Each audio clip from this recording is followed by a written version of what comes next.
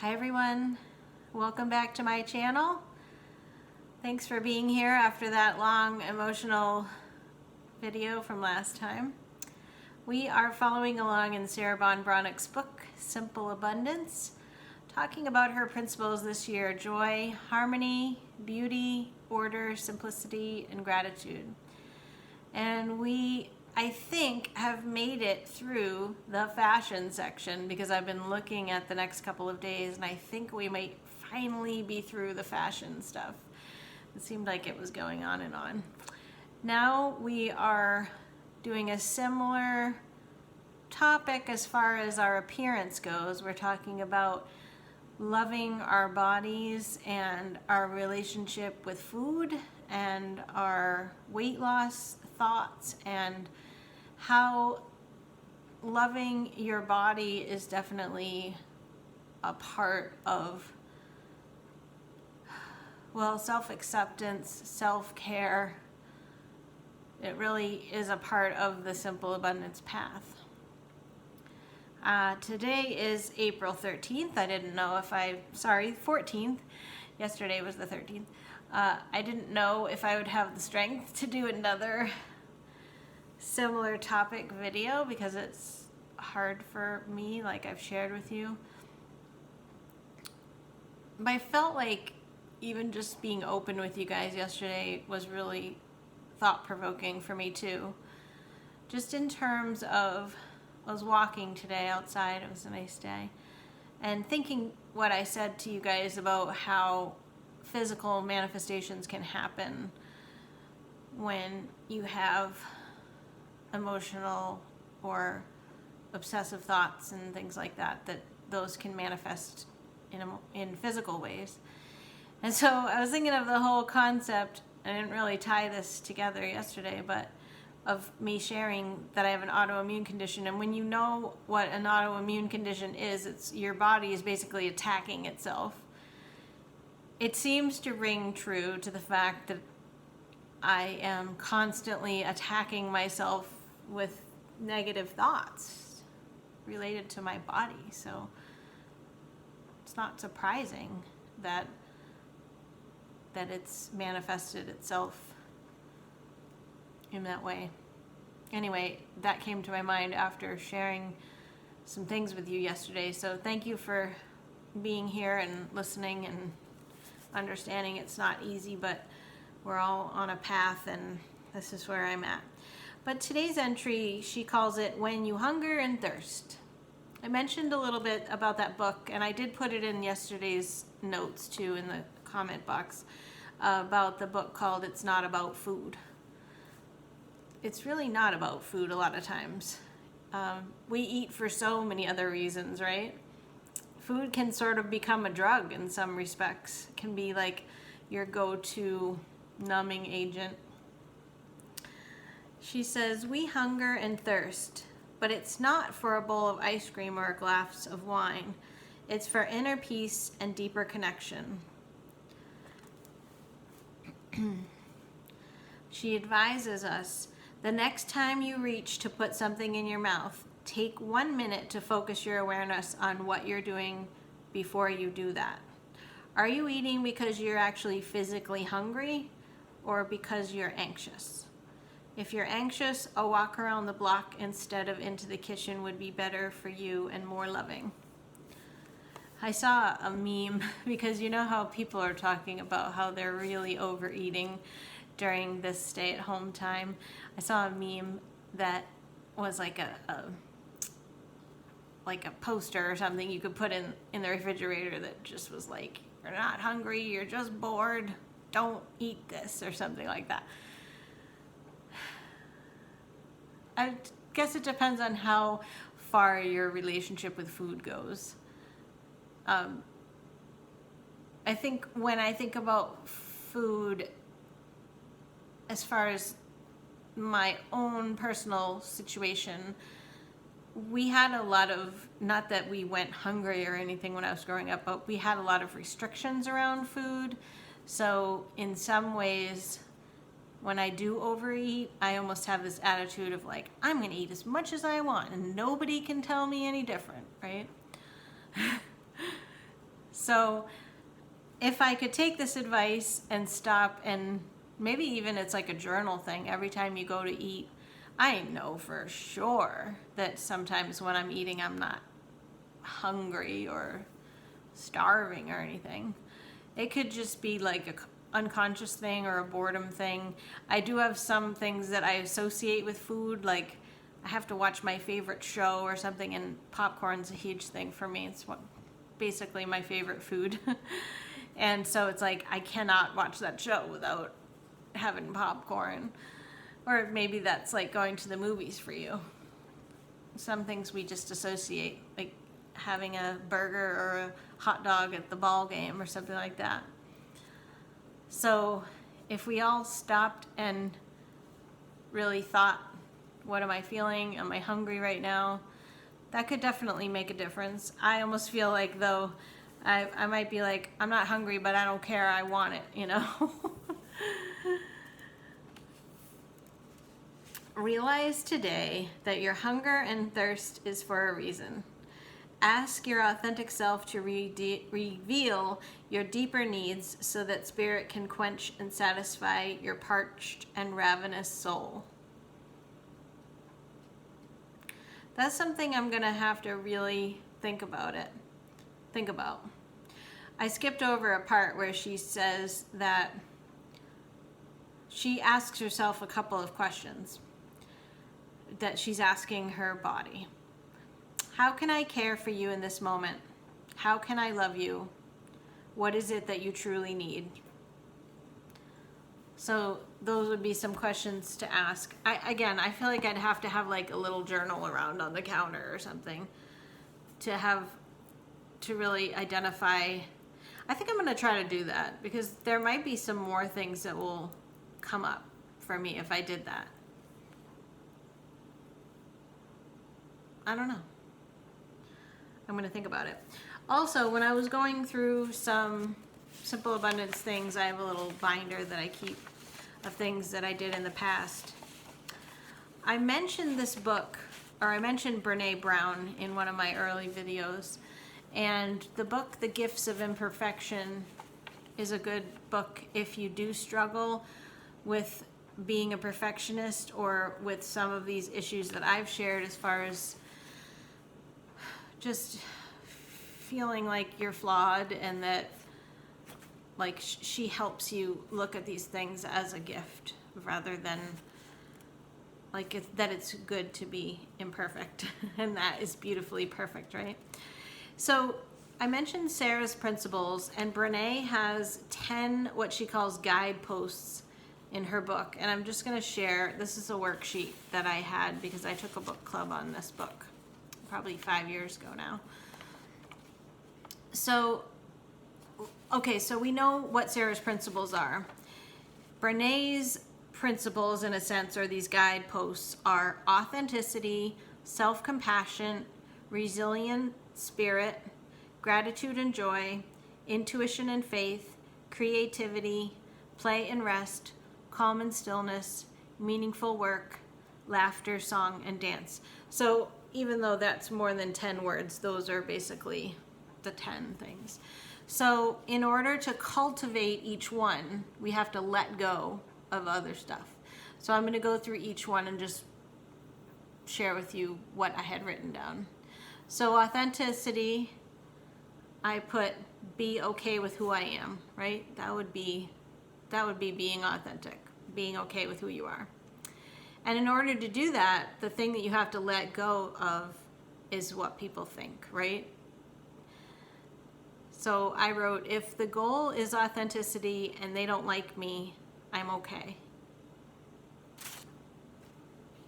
The next one, self-compassion, it's basically self-care, allowing for mistakes. Like, I love, one time I was talking to a great friend who gives really great insight on things, and I had not handled a situation as well as I would like, and I was just bouncing it off of her, and I just was beating myself up. Why didn't I do this better? And she said, first of all, you're human. And I thought, wow, like I didn't really think about it that way. So I've actually thought about that a lot in other mistakes that I've made since that conversation. I have been thinking, you're only human, you know? So to cultivate self-compassion, the thing that you need to let go of is perfectionism. And I just wrote down, it's okay not to be perfect. I think I would struggle, or I do struggle with that one. I really try in a lot of ways to be perfect. The next one is resilient spirit. That would be like being in the moment and meditating. And if you're going to cultivate that guidepost, then you're going to be letting go of numbing and powerlessness. So that's what made me think about this in relation to the food entry today, because sometimes food can be a numbing agent. So I wrote down, be aware of numbing, look at the powerful actions you can do to overcome. That doesn't make sense, what I wrote. Oh, I know what I meant to write. I spelled it wrong. Look at the powerful actions you can do to overcome powerlessness. The next one is gratitude and joy. Those are two of our simple abundance principles. I just put the word in big letters with an exclamation point, practice, right? Hopefully joy is coming a little bit more easily to us now as we have been moving through the year here. We're about a quarter of the way through now, and hopefully every day you're practicing the gratitude. So in order to cultivate gratitude and joy, one thing you have to let go of is, or it's three things: scarcity and fear. Well, scarcity and fear of the dark. And I just wrote, start with thank you every morning. That is definitely a great way to live.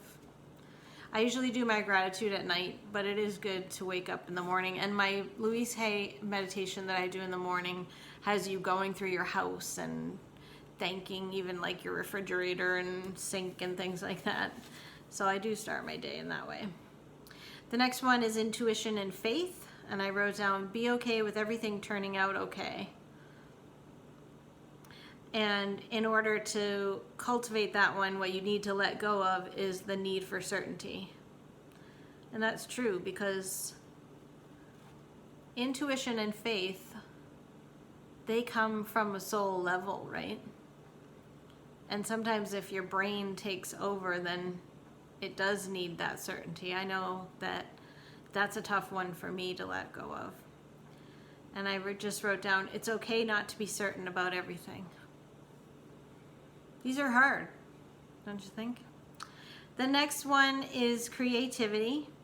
And I just wrote down, have fun. And then I did put, have a play box. So I think I remember that Brene also talks about like a toy box sort of collection of things, just like we talked about with Sarah's toy box tool.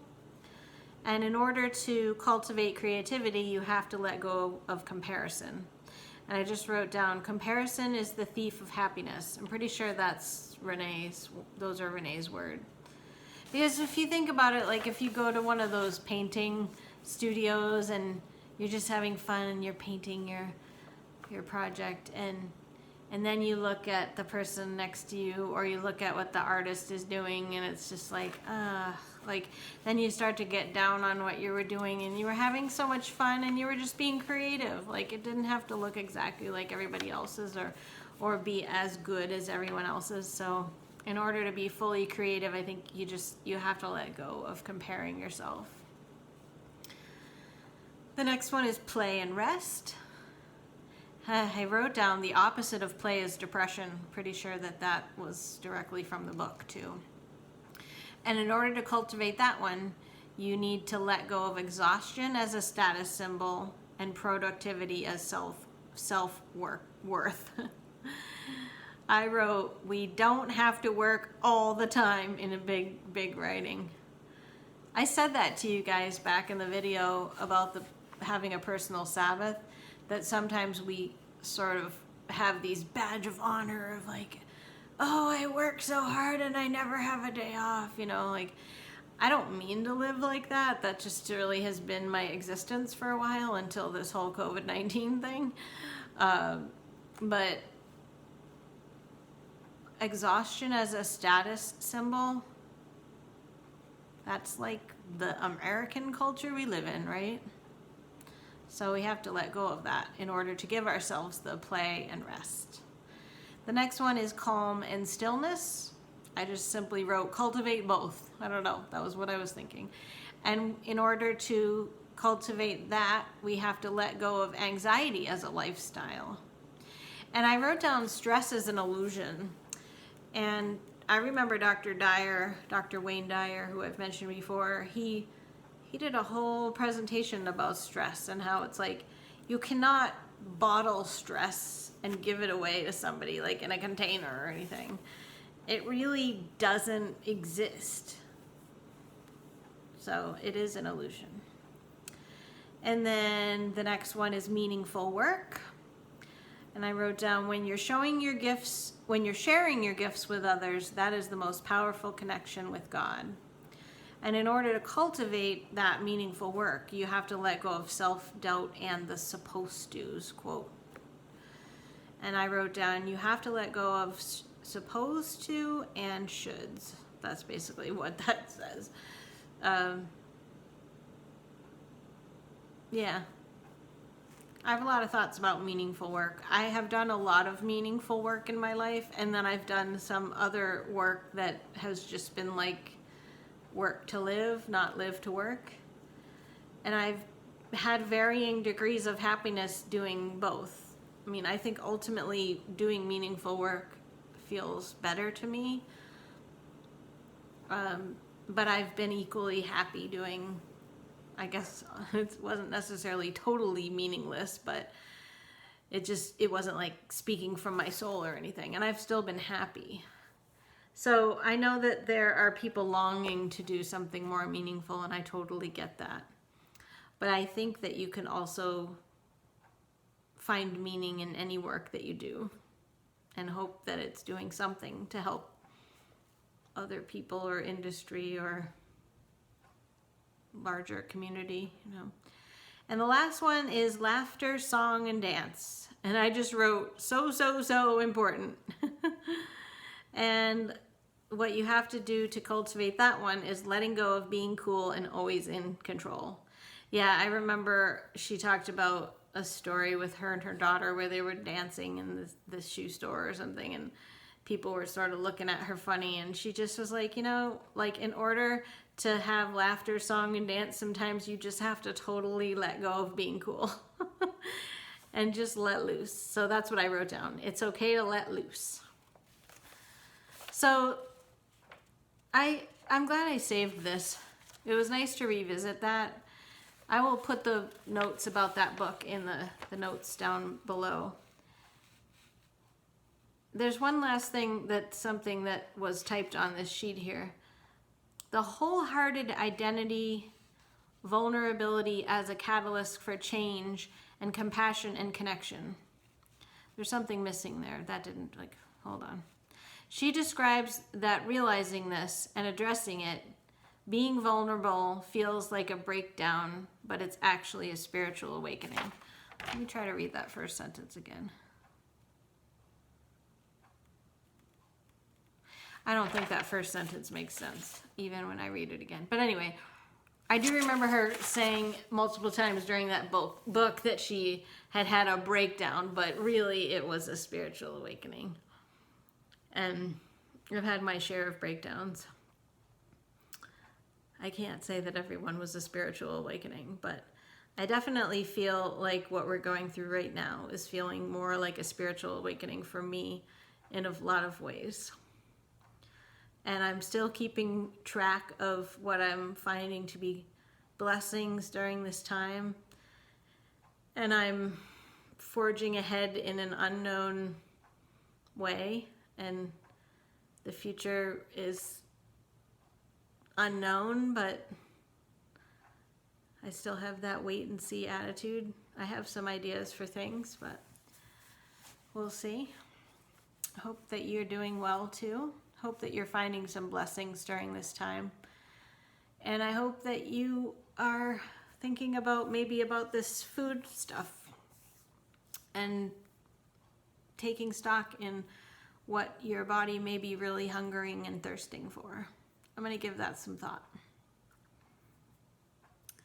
I think we might be done with this body image stuff for at least a few days. So we can get back to having fun and doing something different. Because actually tomorrow it's talking about creative movement. Oh, actually that is related to fitness. And but I think we'll be fine. We'll be fine. I don't mean to be a downer. I appreciate you guys listening. Thank you for being here. I will see you on the next video, and I might have a couple more to do this week because I've had a little more time on my hands. Take care, be well. I hope that you're all staying safe and healthy, and I will see you next time. Thanks for watching.